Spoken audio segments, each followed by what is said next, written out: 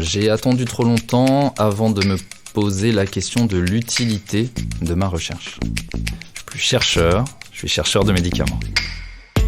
Quand on est chercheur dans le public, lancer une start-up à partir de ses travaux de recherche a un nom, la Deep Tech. Des femmes et des hommes qui, un jour, ont eu ce déclic et se sont dit « Pourquoi pas moi ?» Mais ils ne l'ont pas fait seuls. Un proche, un professeur, une rencontre parfois, les ont convaincus de se lancer dans l'aventure.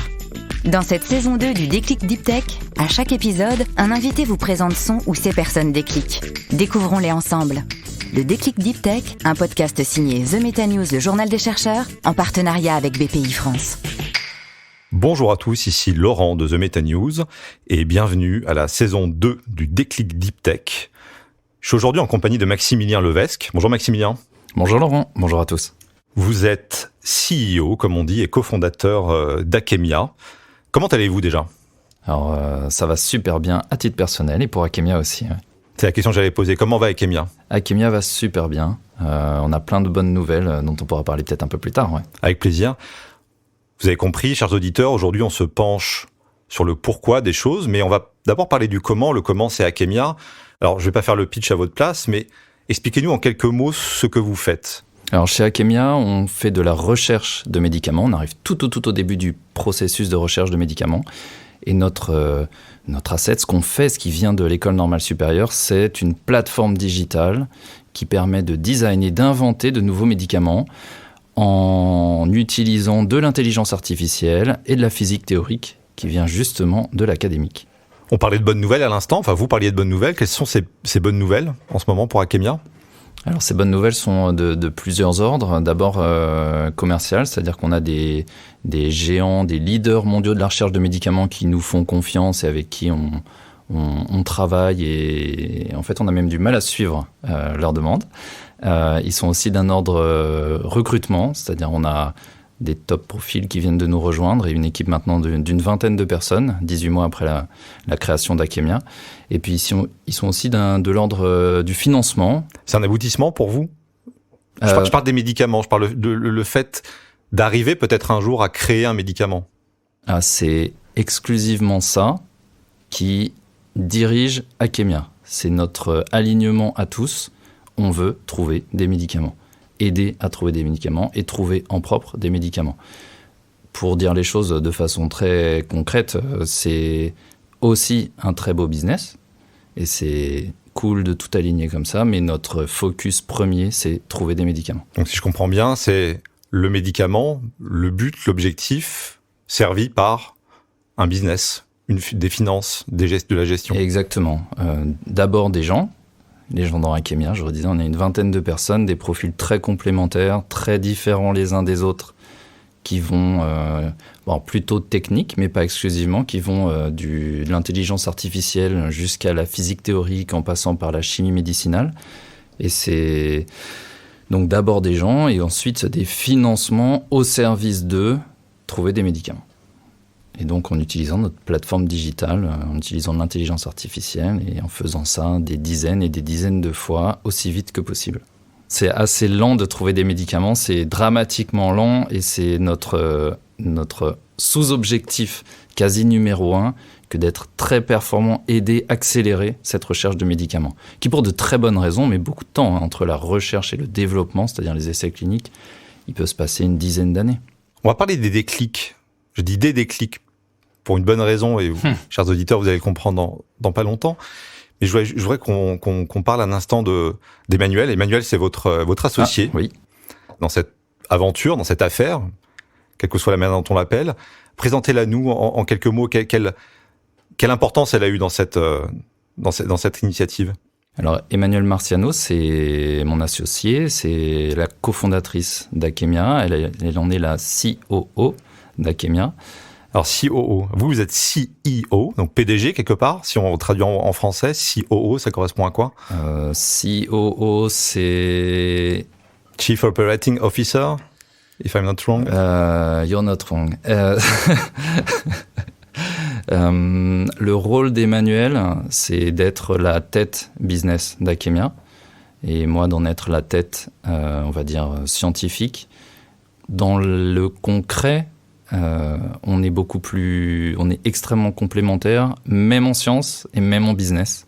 Donc en fait, on co-dirige Akemia quelque part. Et pour revenir sur votre question initiale qui est quel est son rôle initial, en fait, Akemia, c'était d'abord une technologie qui a été développée à l'École normale supérieure et au CNRS quand j'étais moi-même chercheur CNRS et qui est ensuite devenu un projet peut-être projet de start-up, en tout cas projet de valorisation pour en tout cas faire quelque chose de cette technologie pour la recherche de médicaments. Et c'est la rencontre avec Emmanuel Marciano qui a été le lanceur de l'aventure qui est la start-up Akemia. Alors on parle beaucoup de déclic, Emmanuel est évidemment un déclic, mais vous avez en réalité des déclics, et c'est ces déclics que nous allons appeler tout de suite. Bonjour, qui est à l'appareil ? Émilie. Bonjour Émilie. Maximilien, qui est Émilie ? Donc Émilie, c'est ma fille aînée, elle a 10 ans et elle va rentrer en CM2. Bonjour Émilie, je suis ravi de te rencontrer. Dis-moi, j'ai une question à te poser. Est-ce que tu sais ce que fait ton papa dans la vie ? Oui, il est chercheur de médicaments. Maximilien, vous confirmez, chercheur de médicaments. C'est comme ça que vous en parlez maintenant avec vos enfants ? Exactement, c'est comme ça que je réponds quand on me demande mon métier maintenant. Je suis plus chercheur, je suis chercheur de médicaments. Et pourquoi c'est important pour toi chercher des médicaments ? Je sais pas. Je te pose des questions difficiles, je suis désolé. Je suis même pas sûr que moi je pourrais y répondre, pour être franc. Ah, moi je peux. Maximilien, il peut alors. Pour guérir des gens malades. Ah, voilà, ça c'est une bonne raison, ça, effectivement. Qu'est-ce que t'en penses, Émilie, toi ? Bah oui, j'ai guéri des gens malades. Et on a aussi Raphaël avec nous. Bonjour. Est-ce que je peux te poser une question ? Oui. À quoi ça sert les médicaments ? Soigner des personnes. Et est-ce qu'à ton avis, ta petite sœur Valentine, elle saurait aussi me répondre ?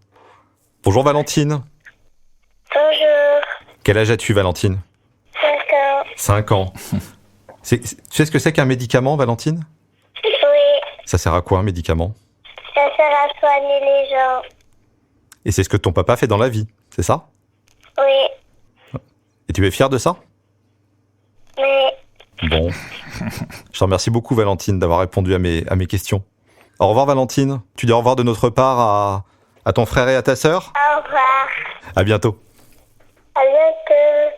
Pourquoi avoir choisi Émilie ainsi que Raphaël, 7 ans, et Valentine, 5 ans, pour être vos déclics ?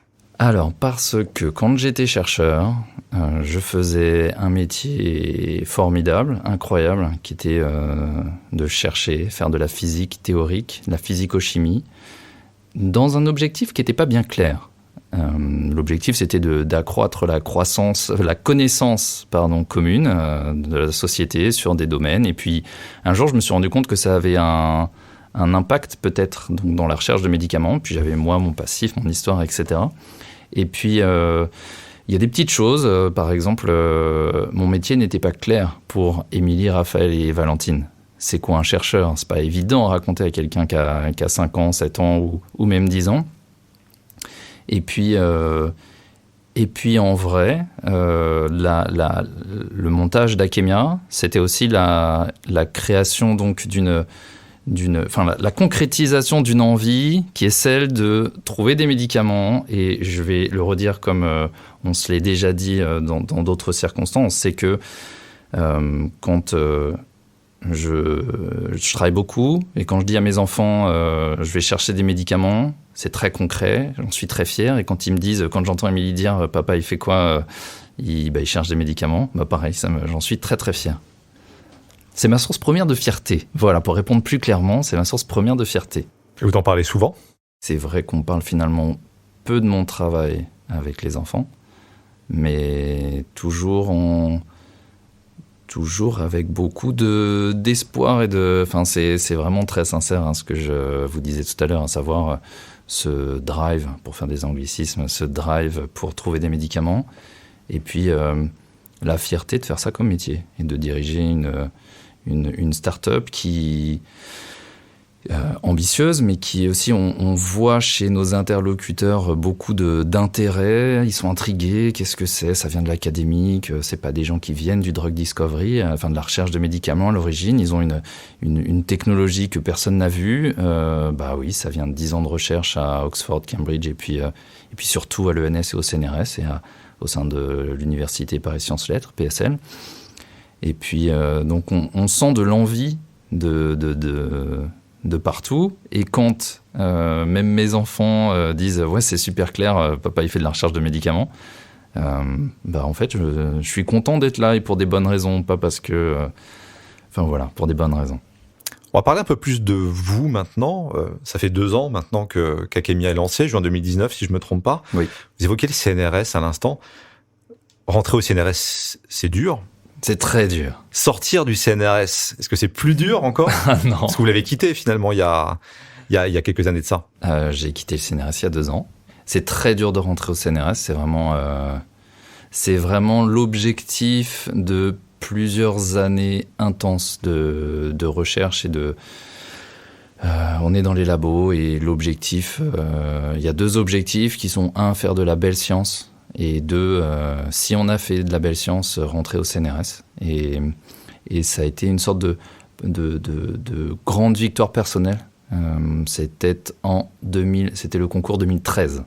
Quand on est au CNRS, on y reste à vie normalement, c'est ce qu'on se dit. Les postes sont chers, les postes sont excellents, ouais, comme on dit aujourd'hui. Ah. Pourquoi l'avoir quitté finalement ? En fait, alors, les postes sont chers. Ça, c'est vraiment c'est du vocable CNRS, en effet. Les postes sont chers. Il n'empêche, au bout de 5 ans, 6 ans au CNRS, moi, j'avais, alors, je le redis, une fierté extraordinaire. Enfin, être chercheur CNRS, c'est une chance et une fierté, et on fait de la science extraordinaire. J'ai eu des collègues pendant 5-6 ans. Daniel Borgis, Rodolphe Villemier, Benjamin Rothenberg, je pourrais en citer, Guillaume Jean Méret, je pourrais en citer, je cite que des hommes, Marie-Laure Bocquet, je sais pas pourquoi.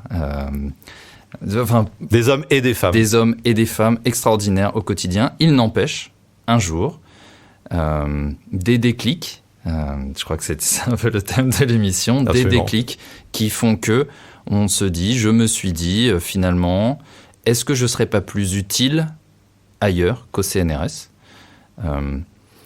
Et puis même si le CNRS, ça a été pensé au départ comme un poste à vie, on est fonctionnaire d'État, en fait, j'ai vu dans le chemin de sortie du CNRS qu'en fait, on est encouragé à valoriser ce qu'on fait. Valoriser, c'est pas que financier.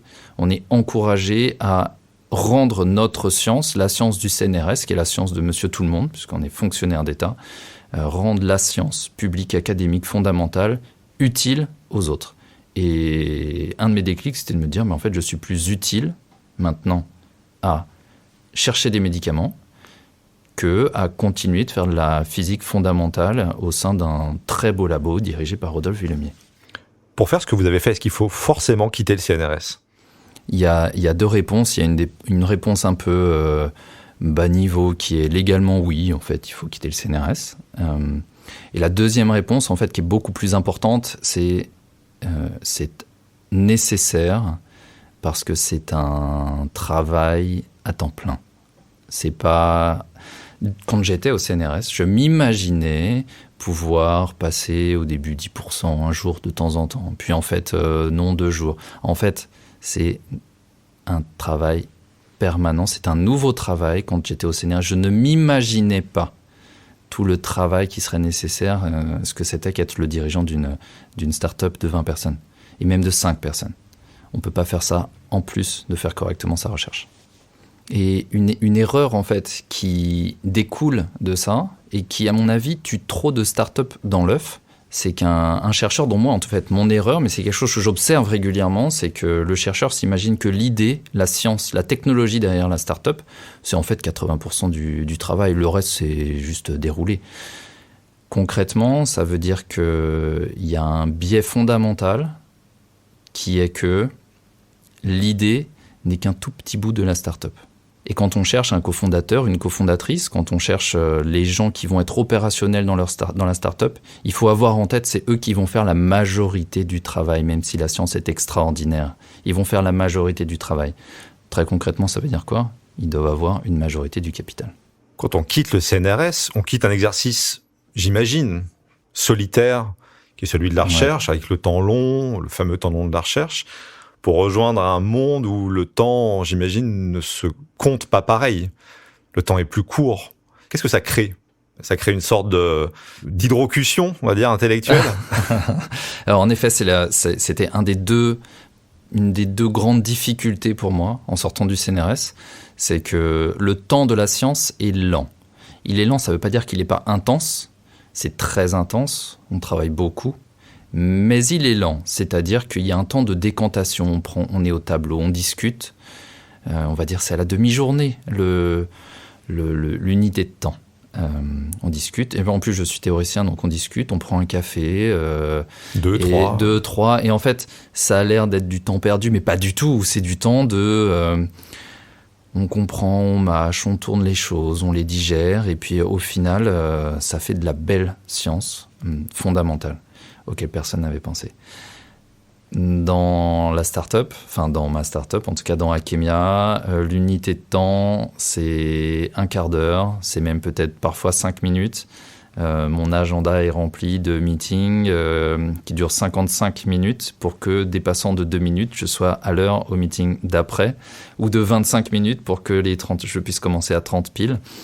Et ça a l'air anecdotique, mais en fait, c'est très, très différent. Et donc, il y a eu un temps d'adaptation. Mais bon, c'est bon. Et ça s'est fait. Ça s'est fait. Au CNRS, on apprend à apprendre. J'apprends. Il y a la relation au temps, qui est importante. Il y a la relation aux gens aussi. Qui est très différente. Vous dirigez une société, clairement. Concrètement, vous avez des employés. Oui. J'imagine bien que la relation qu'on a entre collègues au laboratoire, très horizontale, entre pairs, n'est pas celle, pas tout à fait, en tout cas celle que vous avez aujourd'hui avec les gens que vous dirigez. C'est pas du tout la même relation. Alors, au laboratoire, en tout cas ma perception, ce que j'ai vécu, c'est pas une relation horizontale. C'est-à-dire que oui, elle est très horizontale avec les pairs. Et elle est très profonde aussi, puisqu'on a le temps de se connaître. Parfois, certains, au bout de 6 ans, dans mon cas, la personne du bureau d'à côté, ça devient... Marie-Laure est une amie. Et dans le laboratoire, il y a aussi la relation avec les étudiants qui vont, qui viennent, qui restent quelques mois, quelques années. Et la relation est une relation quasi... maître à élève, c'est-à-dire que les étudiants attendent de nous à la fois de la science et ils attendent aussi une façon de faire, une façon de peut-être rentrer au CNRS un jour. Dans Akemia, c'est très différent. On est une vingtaine de personnes, je le disais tout à l'heure, à la croisée de l'intelligence artificielle et de la physique théorique et de la chimie médicinale aussi. Les gens la relation est très différente puisque ce sont des salariés d'Akemia. Il n'empêche, donc je découvre ce que c'est que le management, le RH, etc., que ce soit dans la façon d'interagir avec les autres ou que ce soit façon administrative de faire. Il n'empêche, j'allais dire, le grand point commun, en tout cas moi c'est quelque chose dont j'ai besoin pour travailler, c'est la fierté des gens avec qui je travaille en fait. Je les trouve juste incroyables. C'était vrai au labo. Et ça a été aussi avec Emmanuel, mon associé, la façon dont on a choisi les gens, l'équipe Akemia. Et je peux vous dire, je ne vais pas les citer parce que je vais pouvoir en citer que 3 ou 4 sur les une 25 vingtaine. déjà, sur la vingtaine. Et donc, mais je peux vous assurer une immense fierté de travailler avec eux. Si on devait en citer qu'une, ça serait peut-être Emmanuel, pour le coup, qui a un profil très différent du vôtre. Exactement. On fait une science incroyable, mais on fait de la recherche dans le sens où on trouve des choses, des façons de faire, on crée du savoir nouveau. Et si c'est pas ça, faire de la recherche... je ne sais pas ce que c'est, alors j'ai été chercheur pendant des années, c'est un problème. On fait de la science de très haut niveau, c'est-à-dire on se pose la question régulièrement de est-ce qu'on ne publierait pas ça dans les mêmes journaux que je publiais quand j'étais à Normal Sup. La question est souvent non, parce que la communication scientifique n'est plus notre travail, alors que c'était mon travail quand j'étais chercheur. C'était une partie de mon travail quand j'étais chercheur. On fait de la science incroyable en termes d'intelligence artificielle, modèle génératif, et physique statistique. Ce rapport très intime à la publication, vous l'avez plus finalement aujourd'hui. C'est différent. C'est très différent. En effet, la publication, c'était un peu le pic de reconnaissance finalement quand on est chercheur au CNRS. Enfin, en tout cas, ma perception, quand j'étais chercheur au CNRS, j'avais l'impression d'être dans ma grotte. Et puis, il y avait ce moment où on sortait avec les tables de la loi qui sont la nouvelle publication. On disait, voilà ce que j'ai trouvé. Et puis, on retourne dans la grotte. Dans l'anonymat. Voilà, dans l'anonymat, dans ce monde un peu solitaire que vous décriviez tout à l'heure. Et non, là, c'est en effet très, très différent. Tout est focalisé vers comment je trouve mieux, plus vite, des médicaments, en ayant une intelligence artificielle un peu plus intelligente, en ayant de la physique statistique un peu plus précise, un peu plus rapide. Merci beaucoup, Maximilien. Si vous aviez un message pour vos pairs, un dernier message à adresser, ce serait lequel ? J'ai attendu trop longtemps avant de me poser la question de l'utilité de ma recherche. Je suis intimement convaincu qu'elle était très utile, cette recherche, mais ce déclic qu'a été est-ce que je ne serais pas plus utile à valoriser la recherche que j'ai faite ? Voilà, je pense que c'était un déclic indispensable. Merci Maximilien, merci à vous de nous avoir écoutés. C'était le Déclic Deep Tech, un podcast The Meta News. Merci à tous, à très vite. Ce podcast a été réalisé par The Meta News en partenariat avec BPI France dans les studios de chez Jean Productions. À très bientôt pour un nouvel épisode. Si vous nous aimez, notez-nous sur votre plateforme d'écoute préférée.